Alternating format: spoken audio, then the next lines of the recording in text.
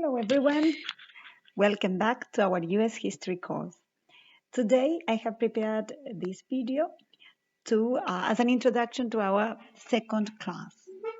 We're going to be talking about the first settlements. Remember that last class we talked about the different peoples that um, had come to North America, right? We said that the Spanish Empire was the biggest empire at the time. So, and of course, they had conquered South America, most of South America and Central America, and they were also present here in the southern part of North America and in what we know today as the west of the United States. That's why nowadays we have cities such as Las Vegas, San Diego, Arizona. All these Spanish names come from that time when Spain was settled here, and then this part will become Mexico. We also said that the French had come through the Great Lakes and down the Mississippi River. Yes, the one that is here that goes all the way, the longest river in the US, a very rich waterway. And if you look at the eastern seaboard, we realized, as we said also in class, that there are different nations, but the English are the ones that will prevail. Notice that the English are divided into two waves. And this is something that has to call our attention. All right, let's go on. First of all, we must say that there is a big difference between the way in which the Spanish Empire carried out its colonization, its conquest, and its settlement of the Americas. We know that, as we said, Spain was very rich, so the crown was able to pay for the very expensive enterprise of settling in America. That's why the governments that the Spanish Empire has created in our continent were very central. Yes, they were governed. The virreinatos were ruled by virreyes, by La Casa de Indias, by lots of different institutions that strictly controlled trade, politics, economy, social life in the Spanish colonies. Just for you to remember our virreinato, or the very, very rich Virreinato de Nueva España, which was Mexico. And do remember that the main source of income in those days for the Spanish Empire was the gold and silver that they were taken away and stealing from our land. In the case of England, remember we are now in the 1500s. Yes, at the end of the 1500s, England was not a major power, so they had to come up with some idea about how to profit from this new world. At the beginning, as you may have read when you studied last year Tudor times, what the crown did was secretly supporting piracy. That's the way in which lots of Spanish treasure ended up in English hands. And they also attempted colonization, but there was not enough money. The English crown was not as rich as the Spanish. So what they did, as it says here, British style. What they came up with is a form of privatization. It worked this way. The crown would give permissions to certain companies, and I'm going to explain in a minute which is a joint stock company. But the Crown then will charter a permission to these companies, and they would be the ones that would make the big investment in ships and in all the necessary means to cross the Atlantic. And the business was that these companies would get in return all the profits from whatever they found there. At the beginning, they didn't know.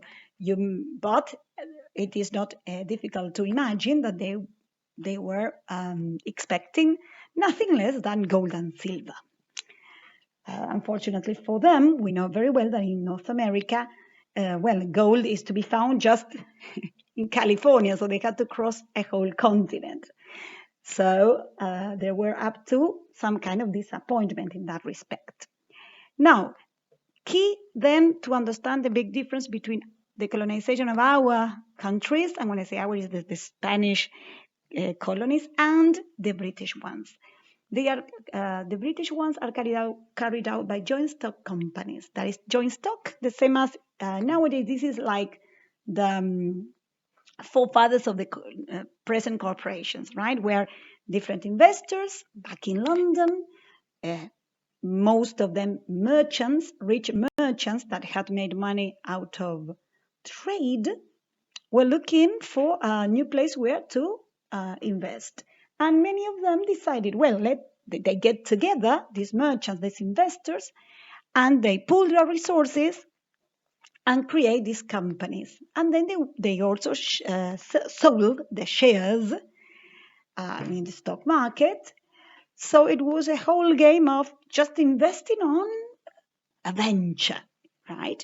That could work very well or very badly, right? But of course, it was a very dangerous game they were playing.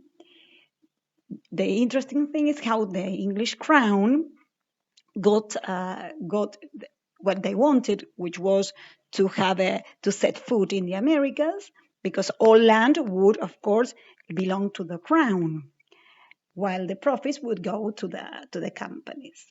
So this is very important to understand from the beginning, this lack of a central government, right? Because each of these companies would, each of the groups that would go to the colonies would create a different colony. Very, very super important. The investors, the merchants did not travel. Of course, none of the rich merchants would go and risk their lives in the other end of the world. Who traveled then? Well, people who wanted a second chance, who were looking for adventure, who, in many cases, the younger sons of nobles, who, younger sons generally get the least of the inheritance. And as we saw in the Thanksgiving video, a large group of religious dissenters who were looking for freedom of worship. So coming back to this is a reminder of the video we saw last time. Yes, remember that in 1620, the Pilgrim Fathers are one of these groups that come, and they are the first one to come to the northern part of the eastern shore of North America. Once they overcome the difficulties that we watched in the video, more and more Puritans would start coming. Now, remember we said there were two waves of colonization. This one is the Arabs that went to the north. But look at the map. Plymouth is the little settlement that was founded by the Pilgrims, by the Puritans, that then will prosper and become the colony called Massachusetts Bay. But notice that there was another settlement before called Jamestown. And if you look, this is 1607. It was before. So the question is, why is it that the North America, USA, chooses to talk about the birth of the America of USA as a unified identity based on Plymouth, based on Thanksgiving. And they don't remember Jamestown as proudly as they do with Plymouth. Well, let's find out. Jamestown was to the south, and it was also paid by the company.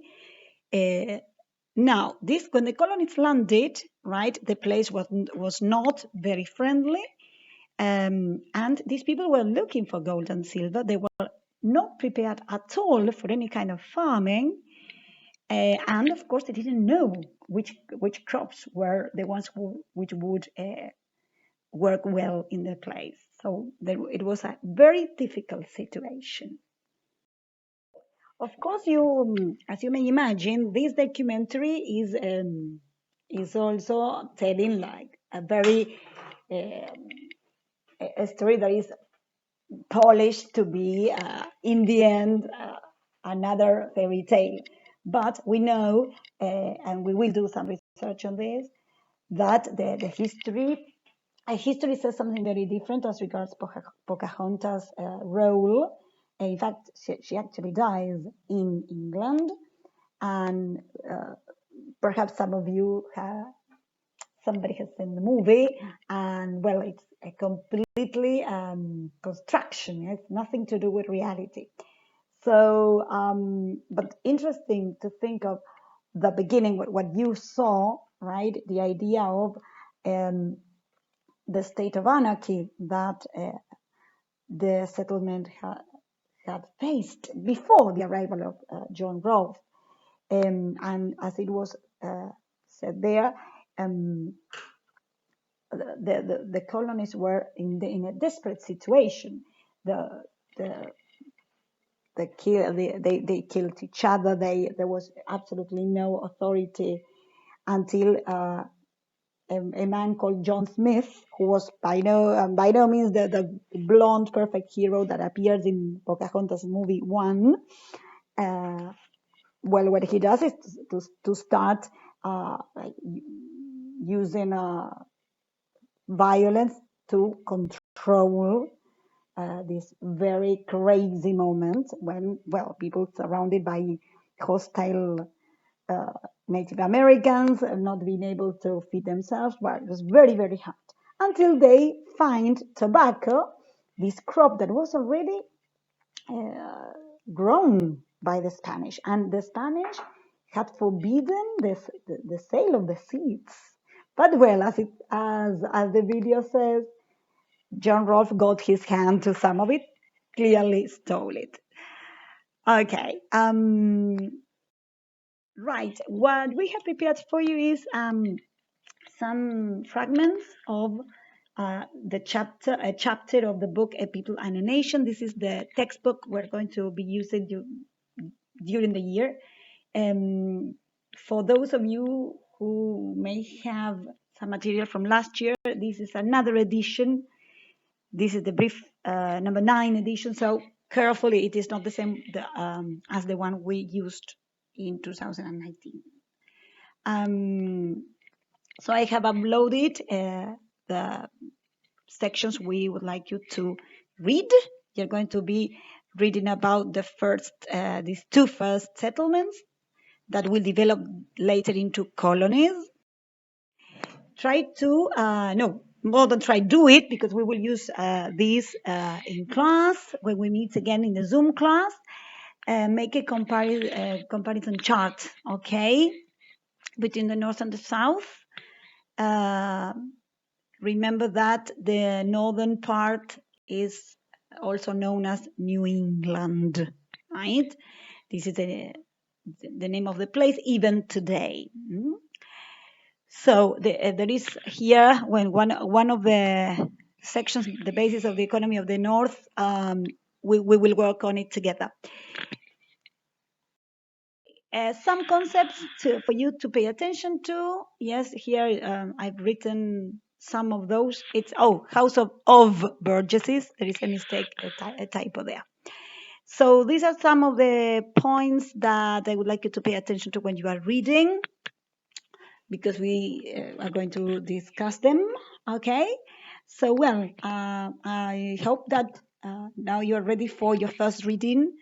Um, just a word about the book, this textbook. Well, I've chosen this book because um, it is one of those readings that include different views and the latest trends in American history. So, thank you very much for your time and see you soon.